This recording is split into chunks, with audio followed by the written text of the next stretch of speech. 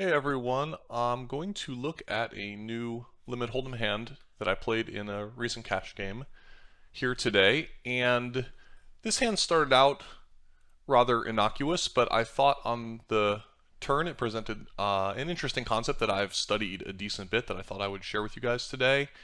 And then we're going to look at a small feature in Pile Solver that can be very helpful for looking at your big picture strategy and spots.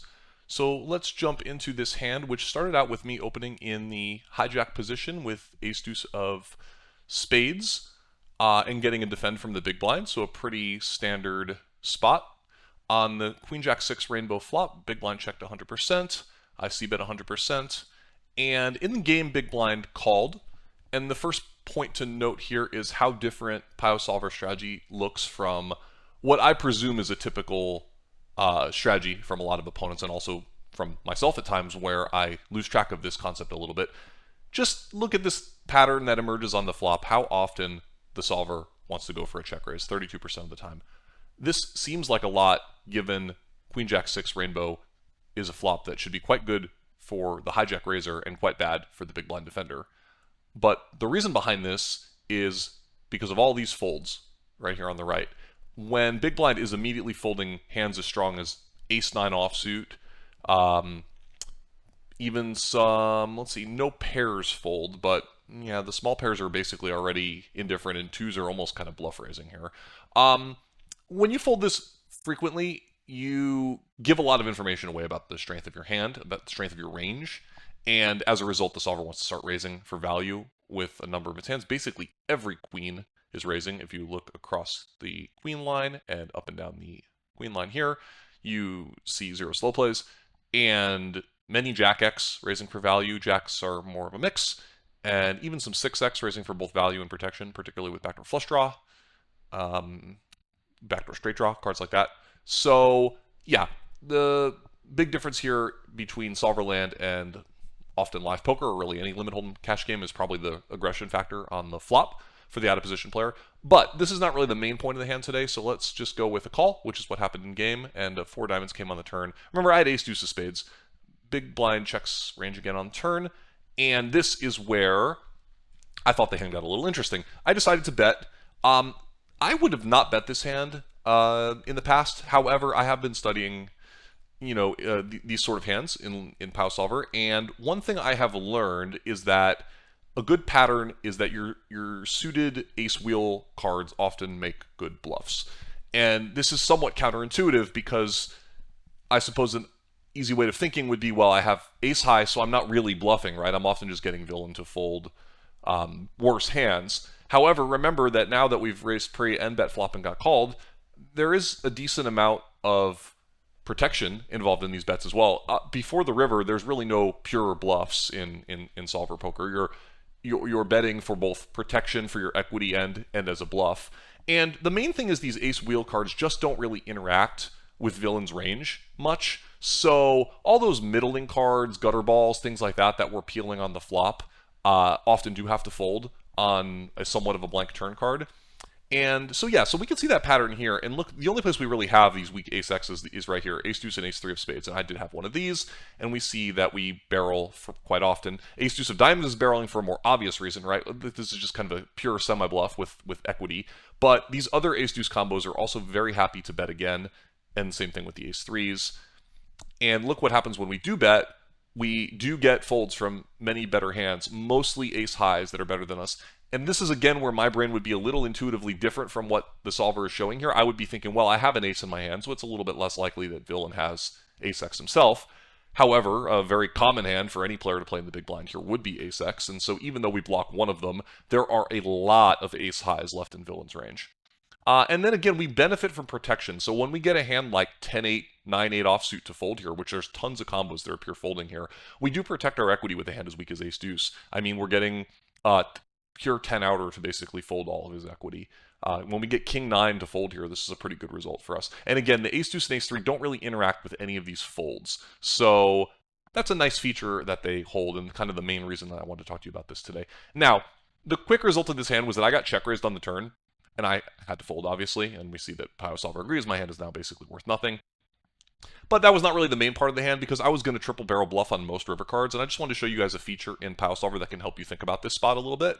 Let's assume that instead of getting raised on the turn, which I did, let's just assume that I get called on the turn, and, you know, the river comes. Well, let's just go ahead and look. So there's a tool in Pile. If you click on the analysis tab, in my version anyway, and you look at Runouts, EV Comparison, Hotness, which I've already opened, so I'm just going to pull up separately here. This is a nice visualization of our general strategy for every river card. And you can see the ones that are whited out are the ones that are already on the board. So we're looking at every river card that's left in the deck and what the solver thinks should be our strategy in that spot. And you can see a pretty clear pattern here.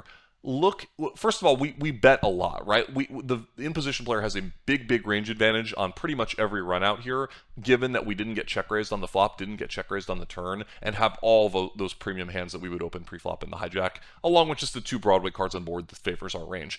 The worst cards in the deck for us are when the board pairs 6s on the river. You can see that here, that the 6x combos are the ones that have the highest frequency of check, because they have the highest frequency of equity for the out of position player. Mostly because there's a decent number of 6x and to a lesser extent Jack-X that are played passively by the big blind at this point, and obviously on those cards, villain will make trips, overtake our range a lot. But on pretty much every other card, we are betting a massive percentage of our range, and this is just a hallmark of having a big range advantage, is that we just can bet relentlessly. And so if we just look at a couple different river cards to kind of bring that point home, you know, I was thinking in game of something like a, you know, 8 of spades, complete some straight draws, but still just a middling card and villain checks. Look, we're still betting 3/4 of the time here. Notice that these ace-deuce and ace combos and ace-3 combos are barreling off most of the time. Also, another clear pattern to keep in mind, look at the ace-3 of diamonds versus the other suits. Look at the ace-deuce of diamonds versus the other suits. The flush draw on the turn barreled and is more likely to give up because he blocks villain's flush draw continues. So, you know, again, lots of cool patterns that we can take away from this one in particular hand. You know, look at all the hands that are betting for thin value. Any jack is going for value here. Even a hand as weak as ace-8 thinks it's pretty close whether he can go for value here. Nines likes to check. So yeah, so it's basically just like a clear delineation between a jack for value and then a bunch of bluffs. We can look at strategy plus EV to see the lowest EV hands that are often going to bluff. And notice that a hand like Ace-Deuce makes a much better bluff than a hand like, oh, I don't know, even King 10, right? King 10 is actually giving up more because he has the straightening cards in his hand that block villains folds. When we bet the river, we get folds from hands like Ace 10, 10s, sometimes folding. Certainly King 10 if it got to the river this way. King high. So, you know, thinking about how your cards interfere with things does make a difference in terms of which cards you're choosing to barrel with on the river. And then let's just look at another river real quick, like a King of Clubs. Look at now, we're betting almost our entire range. I mean, at this point, we're basically saying we have a value hand or we have a bluff, and all these hands want to bet. Almost any Jack X is betting for value. So now we have Jack X, Queen X, King X, straights, etc. that are all value betting. We're bluffing all of our bluffs. Look how much of a mistake it would be to give up with this Ace-Deuce suited bluff on this river card.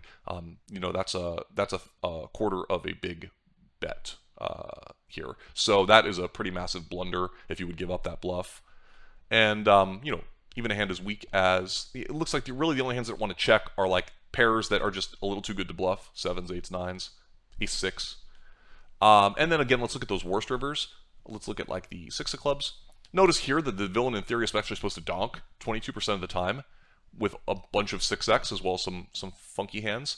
But assuming he checks, now we bet much less. Main reason is because now we are going to get check raised by those 6x combos that still exist in his range. We can no longer go for a thin value with Jack X because obviously on the other boards when we were betting Jack X, one of the hands we're hoping to get called by is a 6. That is now out the window. So now villain doesn't have as many hands to call, and we are either going, if we bet the river here, we're more often going to get raised, or villain is just going to fold. So, you know, here we get raised by all these 6x combos, of which are a sizable chunk of villain's range at this point. And, you know, we get folds from the pairs that we're mostly hoping to beat. So there's not as much value in betting a jack when we're getting folded by 10s, etc. So yeah, very interesting to see how the different runouts affect our strategy. And even though I got check raised on this turn and ended up folding, I thought thinking about how the river would play was a pretty interesting hand to look up. So hopefully that you found that interesting as well, and let me know what questions you have about these patterns that I have found in Pile Solver today, and talk to you guys soon in the comments. Thanks.